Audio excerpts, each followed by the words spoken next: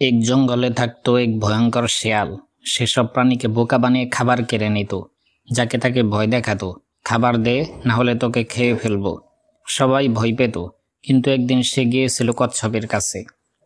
এই কচ্ছপ, তুই খুব ধীর, আমার জন্য ফল ফলাদি জোগাড় করে আনবি। কচ্ছপ বলল, ঠিক আছে শিয়াল ভাই, কাল সকালে নিয়ে আসবো।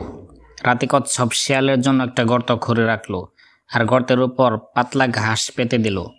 পরের দিন শিয়াল আসতেই বলল, এই নাও শিয়াল ভাই তোমার ফল।